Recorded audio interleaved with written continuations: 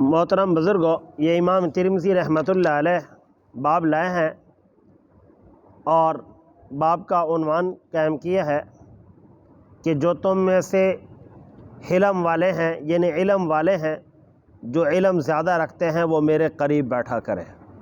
جو عقل و شعور کے اعتبار سے، دانش کے اعتبار سے اور علوم کے اعتبار سے فرمایا کہ یہ احباب میرے قریب بیٹھے کریں اور باقی تھوڑا سا پیچھے ہو کر۔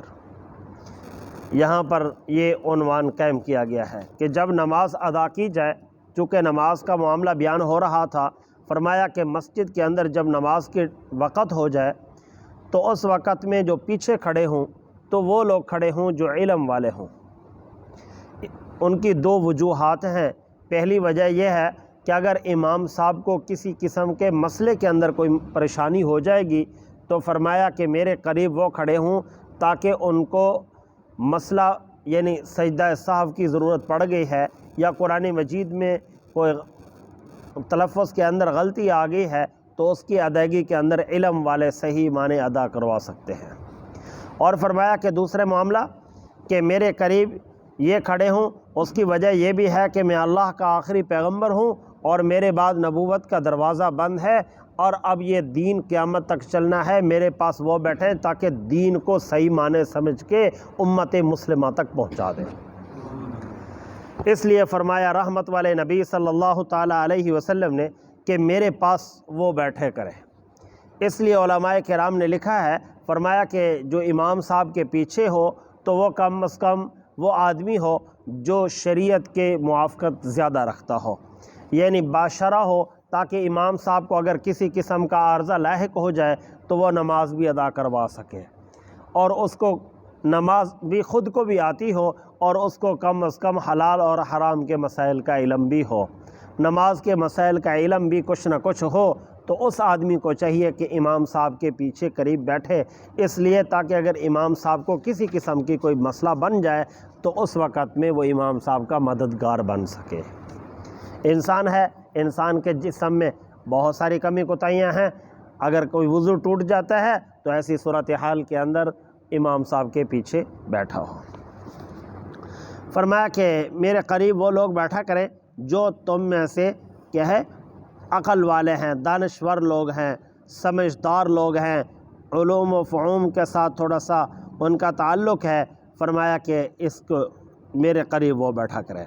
اور آگے ارشاد فرمایا کہ آپس میں اختلافات نہ کیا کرو، نہیں تو تمہارے دلوں کے اندر اختلافات پیدا ہو جائے گا۔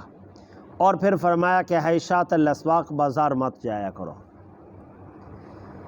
بازار نہ جایا کرو، اس لیے کہ یہ بازار کوئی اچھی چیز نہیں ہے، یہ اچھی جگہ نہیں ہے۔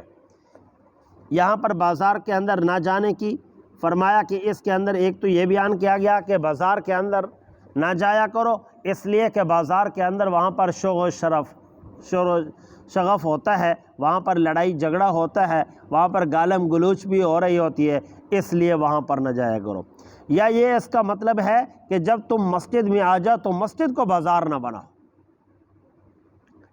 تم جب اللہ کی دربار میں آ جاؤ تو اس وقت میں اللہ کے دربار کو تم یہ نہ بناؤ، بلکہ تم اللہ تعالیٰ کے دربار کو اللہ تعالیٰ کا ہی دربار سمجھو۔ یہ اللہ کا گھر ہے، اس کا احترام کرو، یہاں پر اونچی آواز کے ساتھ گفتگو نہ کرو، اس کے اندر شور شرابہ نہ کرو، بلکہ ادب و احترام کے ساتھ یہاں پر گفتگو کرو اگر ضرورت پڑ جائے تو۔ یہاں پر شور شرابہ کرنا، یہاں پر آوازیں نکالنا اور ایسے انداز کے اندر گفتگو کرنا، فرمایا کہ یہ منع کیا گیا ہے، ایسے گفتگو نہ کیا کرو۔ یہ مسجد اللہ کا دربار ہے، یہاں پر اللہ تعالیٰ کی طرف سے رحمتوں کا نزول ہوتا ہے۔ کسی ولی اللہ سے کسی نے پوچھا کہ مسجد کیا ہے، انہوں نے فرمایا یہ جنت کی کیاری ہے۔ کیا فرمایا؟ یہ جنت کی کیاری ہے، یہ جنت کا ٹکڑا ہے، یہ جنت کی کیاری ہے، اور جنت کی کیاری کے اندر رہ کر یہاں پر جنت ہی ملتی ہے، اور کیاری جنت کی ہو تو کیاری کے اندر جو کچھ بویا جاتا ہے وہ اچھا ہی بویا جاتا ہے، تو جنت کی کیاری میں اچھا بو کر جانا چاہیے تاکہ جنت بھی خوش رہے۔ جنت کو خراب نہیں کرنا، جنت تو اچھے لوگوں کے لیے بنی ہے، اور جب برے لوگ جاتے ہیں تو اللہ تعالیٰ دور کر دیتا ہے، اس لیے جنت کے اندر آیا تو جنت کو جنت ہی سمجھا۔ یہ مسجد اللہ کا دربار ہے، یہ جنت کی کیاریاں ہیں، یہاں پر آیا تو بڑے ادب و احترام کے ساتھ آیا۔ بہرحال دونوں معنی صحیح ہیں، اس لیے کہ اگر بازار سے منع کیا گیا تو بازار بھی اچھی چیز نہیں، اور یا فرمایا کہ اس کو بازار نہ بنو، اس کا مطلب یہ ہوگا، فرمایا کہ اس کے اندر جب تم مسجد میں آؤ تو اس وقت میں شور و شراب نہ کرو، شور شرابہ نہ کرو، بلکہ ادب و احترام کے ساتھ مسجد کے اندر بیٹھو۔ فرماتے ہیں کہ نبی علیہ السلام کے قریب سب سے پہلے فرمایا کہ کون بیٹھتے تھے؟ مہاجرین بیٹھتے تھے، اس لیے کہ انہوں نے علوم کو مکہ مکرمہ سے سیکھنا شروع کیا تھا، اور انصار کو بعد میں بٹھایا گیا اس لیے کہ ان کی شان اس لیے بڑی ہے کہ وہ 13 سال پیچھے گزار کے آئے ہیں، وہ پچھلا 13 سالہ دور گزار کر آئے ہیں۔ فرمایا تمہیں یہ بات تعجب میں نہ ڈالے، یہ کیا تعجب کیا ہو رہا ہے؟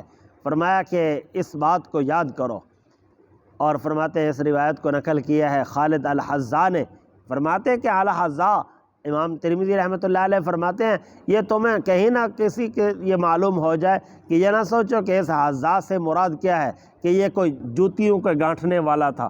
فرمایا جوتیوں کے گانٹھنے والا نہیں تھا، اس کی ایک موچی سے دوستی ہو گئی تھی۔ یہ جو روایت کا راوی ہے خالد الحذا، تو یہ کیا ہے؟ اس سے مراد وہ جوتیوں کا گانٹھنے والا نہیں ہے، ما حذا نعلا قطو، انہوں نے کبھی کسی کا کوئی جوتا نہیں گانٹھا، یہ جوتا گانٹھنے والا نہیں ہے۔ یہاں پر تھوڑا سا بات بتا دی گئی کہ جو جس قبیل کا ہو اس کے مطابق اس کو رکھو، اس کو بڑھ چڑھ کر نہ رکھو، نہیں تو اس کے اندر عادتیں ہوتی ہیں، قومی فطرت کی عادتیں ہوتی ہیں۔ ایک ہوتا ہے علم اور ایک ہوتا ہے فطرت۔ فطرت غالب ہوتی ہے، علم غالب نہیں ہوتا۔ ایک بار بادشاہ اور وزیر کا آپس میں مناظرہ ہو گیا کہ علم غالب ہے کہ فطرت، تو بادشاہ نے کہا علم غالب ہے، وزیر نے کہا فطرت غالب ہے، فطرت غالب ہے۔ اس نے کہا کیسے؟ کہتے بندہ پہلے جاہل ہوتا ہے، اس کو پڑھا دیا جاتا ہے تو بڑا افسر بن جاتا ہے، وہ بڑے علوم حاصل کر لے جاتا ہے، تو کیسے کہتا ہے کہ نہیں ہے؟ اس نے کہا اچھا میں تیرے سامنے پیش کرتا ہوں۔ ایک بلی منگوائی گئی، وہ اپنے پاؤں کے اندر پلیٹ کو پکڑ کے اس میں گندم کے دانے ڈال کے بادشاہ نے منگوایا بلی کو، اور بلی ڈانس کر رہی تھی۔ بادشاہ نے کہا دیکھا ہے بلیوں کا کام ڈانس کرنا نہیں، لیکن علم ہے اس کے پاس، اس کو سکھایا گیا، دیکھ گندم کے دانے ہیں اس میں، کیسے بلی ڈانس کر رہی ہے، اور گندم کے دانے بھی نہیں گرنے دیتی، اور پلیٹ کو بھی اٹھا رکھا ہے۔ بلیوں کا کام نہیں ہے، لیکن یہ علم کا کام ہے۔ وزیر نے کہا اچھا میں تمہیں دکھاتا ہوں۔ اب وہ بلی ڈانس کر رہی تھی، اتنی دیر میں وزیر نے چوہا پکڑوا کے اس کے سامنے چھوڑا، اس نے پلیٹ آنے جانے کی اور اس کے پیچھے بڑھ گئی، وہ چوہے کے پیچھے پڑ گئی۔ اس نے کہا پلیٹ کو آنے جانے دو، کام اب مسئلہ غیرت کا ہے، اب میری غیرت نہیں ہے کہ چوہے کو میں چھوڑ دو۔ تو بلی نے پلیٹ آنے دی، تو اس وزیر نے کہا دیکھا ہے فطرت کا ہمیشہ غلبہ ہوتا ہے، فطرت کا ہمیشہ غلبہ ہوتا ہے۔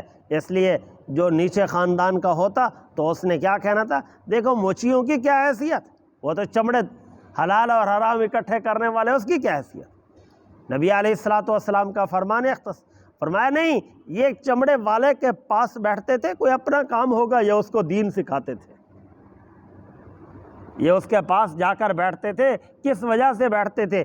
فرمایا کہ اس وجہ سے نہیں کہ یہ جوتیوں کا کوئی کام سیکھتے تھے یا جوتے کوئی کام۔ فرمایا ما حذا نالن قطو، اس راوی پر کوئی کسی قسم کا نہ لگائے کہ یہ جوتیاں گانٹتا تھا، یہ کسی کے جوتے نہیں گانٹتا تھا۔ فرمایا انما کان یجلس الی حذ الی حذائے، وہ تو ایک موچی کے پاس جا کر بیٹھتا تھا، فنسب الیہا، اسی کی طرف ان کی نسب کر دی گئی، ان کی نسبت بن دی گئی ہے۔ فرماتے ہیں اصل میں ابو معشر اس کا نام کیا ہے؟ فرماتے ہیں اس کا نام ہے زیاد بن کلیب۔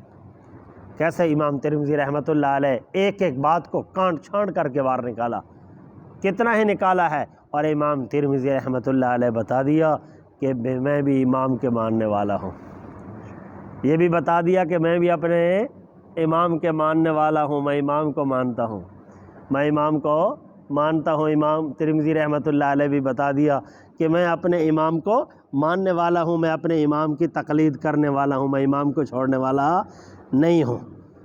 انہوں نے بھی اپنے امام کا بتا دیا کہ میں بھی امام کے ماننے والا ہوں، میں بھی امام سے پیچھے نہیں ہوں۔ اس لیے انہوں نے فرمایا کہ امام ابو عیسیٰ حدیث ابن مسعود حدیث حسن غریب، یہاں پر حدیث پر جرح کر کے بتا دیا کہ یہ جو حدیث پر جرح ہو رہی ہے یہ ائمہ محدثین نے کی ہے، اور ائمہ محدثین کا میں ماننے والا ہوں، ائمہ محدثین کا میں ماننے والا ہوں، ائمہ محدثین کا میں احترام کرنے والا ہوں۔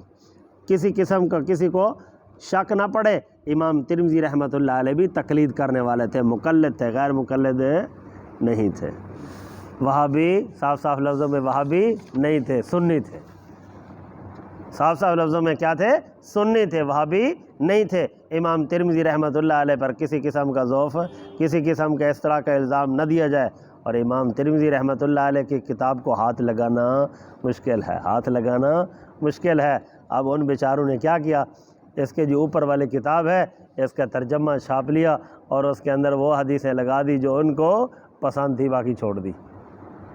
جو ان کے من پسند حدیثیں تھیں وہ لے لی، ان کا ترجمہ کر دیا اردو میں، اور ترجمہ اردو میں کر کے اب وہ آپ کو جب ان کے پاس جاؤ گے تو ایک طرف ترجمہ ہوگا، ایک طرف عربی ہوگی۔ ان کو کہا مولوی صاحب ادھر سے بھی پڑھو، ادھر سے ہمیں بتاؤ، ہمیں اصل حدیث بتاؤ، ترجمے تو ہر کوئی کر سکتا ہے، ہر کسی کی اپنی مرضی، جس انداز میں اس کا ترجمہ کرے، جس انداز کے اندر اس کا معنی مطلب بیان کرے، تم وہ مجھے نہ بتاؤ۔ اور یہ ترمذی اصل ہے کہ 2 نمبر لے کر آیا میرے پاس، اصل ہے کہ 2 نمبر لے آیا۔ امام ترمذی تو اصل سنی تھے، امام ترمذی رحمۃ اللہ علیہ اصل سنی تھے، اس لیے اپنے عقیدے کو چھوڑنا نہیں، تو کسی غیر کو گالیاں نہیں دینی۔ یہ ہمارے اندر بڑی عادت ہے، یہ ہمارے اندر بڑی عادت ہے کہ ہم غیر کو گالیاں دیتے ہیں۔ میرے نبی علیہ الصلاۃ والسلام نے ہمیں گالیاں نہیں سکھائی۔ ہم سنی ہیں، سنیت اس چیز کا نام نہیں ہے کہ کسی کو گالیاں دینا۔ اختلاف حق ہے، مخالفت جائز نہیں، اختلاف حق ہے، مخالفت کسی سے جائز نہیں ہے۔ بیان کیا، فرمایا کہ میرے قریب کھڑے ہوں وہ جو حلم والے ہوں، اور اس کے علاوہ کو منع فرمایا، فرمایا کہ اس کی وجوہات یہ ہے کہ فرمایا کہ کھڑے ہوں میرے قریب، اور فرمایا کہ مت اختلاف کرو ورنہ کیا ہو جائے گا، فَتَخْتَلِفُ قُلُوبَكُمْ، تو اس وقت میں تمہارے دلوں کے اندر اختلاف پیدا ہو جائے گا، تو میرے قریب ہو جاؤ۔ فرمایا کہ آگے فرمایا وَحِشَاتَ الْأَسْوَاقِ، کہ دور رہا کرو کیسے؟ بازاروں سے، بازاروں سے دور رہا کرو، یا فرمایا کہ شور و شغف نہ کیا کرو جس طرح بازاروں میں کرتے ہو۔ اللہ تعالیٰ سے دعا ہے اللہ تعالیٰ عمل کی توفیق۔